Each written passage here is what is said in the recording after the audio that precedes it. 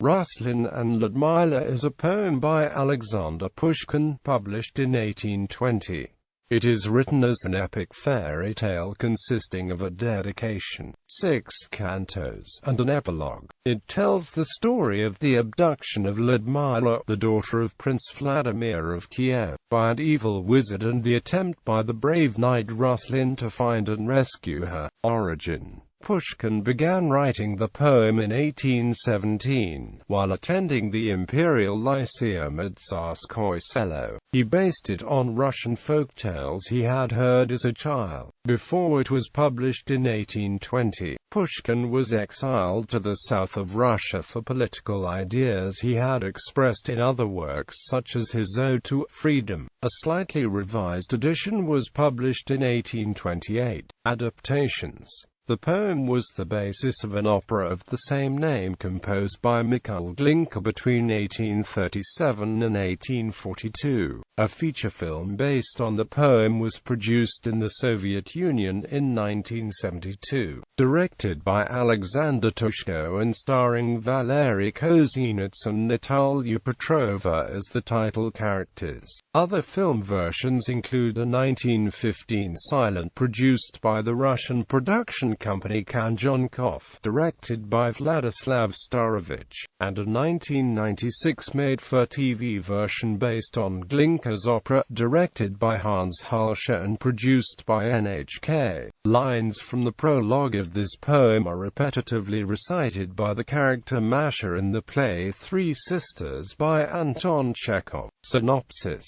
Dedication. Pushkin dedicates the poem to unnamed young beauties, the queens of my soul, and states that his reward is the hope that some lovesick girl will read the poem in secret. In a brief prologue, the narrator of the story describes a green oak by the sea, and makes reference to several other elements common in Russian folk tales, such as a hut on hen's legs, Baba Yaga, and King Koshai. Walking on a golden chain that is bound to an oak is a wise storytelling cat. The narrator remembers one of the cat's stories in particular, namely the one that follows. This prologue was not part of the original 1820 edition. It first appeared in the 1828 edition. The story opens with a feast given by Prince Vladimir to celebrate the marriage of his daughter, Ludmila, to the bold warrior Ruslan. Among the guests are Ruslan's jealous rivals, the bold warrior Rogday, the boastful Farlov, and the young Kazakh Ratmir. On the wedding night, as Ruslan prepares to consummate the marriage, a strange presence fills the bedroom, accompanied by thunder and lightning. Ruslan finds that his bride has mysteriously vanished. On hearing of Ludmila's disappearance, the angered Vladimir annuls the marriage and promises his daughter's hand to whoever is able to return her safely. Ruslan and his three rivals set off on horseback. Ruslan encounters an old man in a cavern who tells him that Ludmila had been abducted by the sorcerer Chernigov, but hurries to add it is extremely unlikely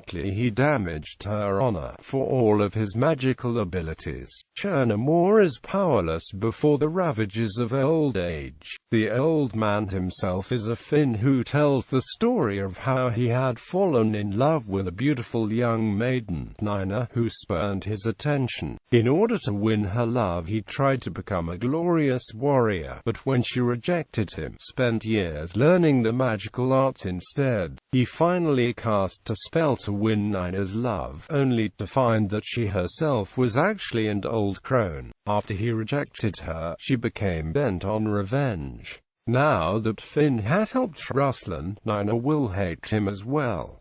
Song 2. Rogday decides to abandon the quest for Ludmila and to find and kill Ruslan instead. Seeing a rider, he attacks, only to find it is Farlov and not Ruslan, and leaves him shaken but alive. An old woman appears and points Rogday to the direction in which to find Ruslan. She then advises Farlov to return to Kiev to await his trophy. Ruslan is challenged by another rider and the story turns briefly to Ludmila's fate. She finds herself in a lavish chamber where 3 maidens are ready to fulfill her every desire. Opening the chamber door, she discovers a marvelous garden to rival Solomon's. However, she feels empty without Ruslan. She is startled by a hunchbacked dwarf approaching her, carried by 10 manservants. She lashes out and he tumbles to the ground, tripping over his long beard. It is the wizard Chernigov who leaves his hut as he flees. Back to Ruslan, who defeats the challenger and leaves him to drown in the Dnieper. It is, of course, Rogday. Chernigov is visited by a flying dragon who turns out to be Nina, pledging her alliance in defeating the Finn. Encouraged, he decides to go to Ludmila and make advances toward her, but she is nowhere to be found. She had tried on the wizard's hat and found that she could vanish and reappear at will by varying its position on her head. As Ruslan rides on, he finds himself in the midst of a deserted battlefield, strewn with bones, dead horses, and war relics. He momentarily mourns his own fate, then realizes it is an opportunity to arm himself. He leaves with a lance, helmet, coat of armor, and a battle horn. He could not, however, find a suitable sword. Continuing, he finds his path blocked by a huge hill emitting strange sounds.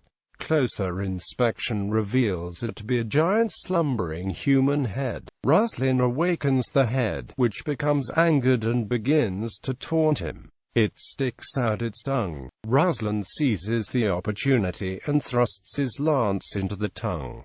Then, he gives it a slap powerful enough to knock it off its place. Where it once stood, Ruslan finds a shining sword suitable for a bow-cutter.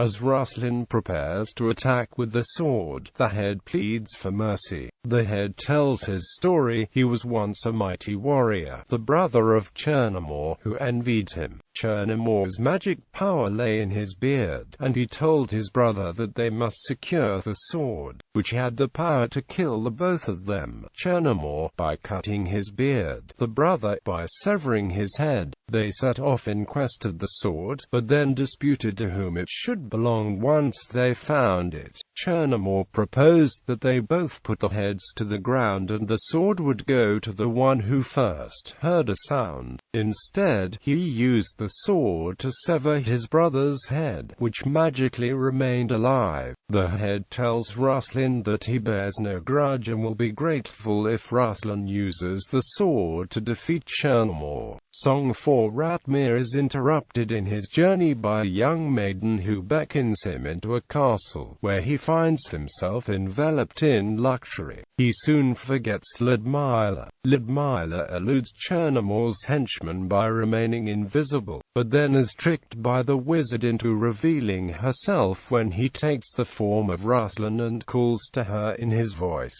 He is thwarted by the sound of a horn and hurries off, leaving his hat behind. Chernigov confronts Ruslan, who has arrived at the wizard's lair. They trade blows, and Chernigov flies off, with Ruslan holding on to his beard. For 3 days they fly, with Ruslan snipping away at the beard, until the bedraggled wizard pleads for mercy and agrees to take Ruslan to Ludmila. Ruslan searches the palace and wanders into the garden, all the time calling for Ludmila, who remains hidden. Finally, a chance thrust of his flailing sword knocks the hat from her head. However, his lover is in a trance and does not hear him calling. He hears the Finn's voice from a distance telling him to return Ludmila to Kiev where she will awaken. Ruslan sets off carrying his bride and Chernigov. He encounters the head, who, contented that he has been avenged, dies in peace. Ruslan comes to rest at a stream and is met by a fisherman, who turns out to be the Khan Ratmir. He explains that he has met his true love and no longer yearns for Ludmila. The two part as friends. Nina appears to Farloff and tells him that his hour has arrived. He saddles up and rides off, finding Ruslan encamped and thrusting his sword into him as he sleeps. As Farloff rides off with his prey, Ruslan lies unconscious and finally succumbs to his injuries. Chernigov awakens and is joyful to see Ruslan lying dead. Farloff returns Ludmila to Vladimir, whose initial happiness soon turns to mourning as he finds that she cannot be awakened from her deep slumber. Farloff hangs his head in remorse. To make matters even worse, the city of Kiev is under siege. The Finn finds Ruslan and resurrects him with magical waters. He gives Ruslan a ring which will break Ludmila's spell, but tells him that he must first save the city from its attackers. Ruslan returns to Kiev, Chernigov still in tow, and leads the city's warriors to victory. Ruslan touches Ludmila's face with the ring and she awakens. Vladimir gives the couple his blessing. Ruslan forgives both Farloff and Chernigov. Epilogue. Another editorial comment by the author, who bemoans better days gone by. Historical basis. Some of the events and names in the poem have a historical basis. The story takes place during the time Kiev was the capital of the East Slavic state Rus. Vladimir the Great ruled the state from 980 to 1015.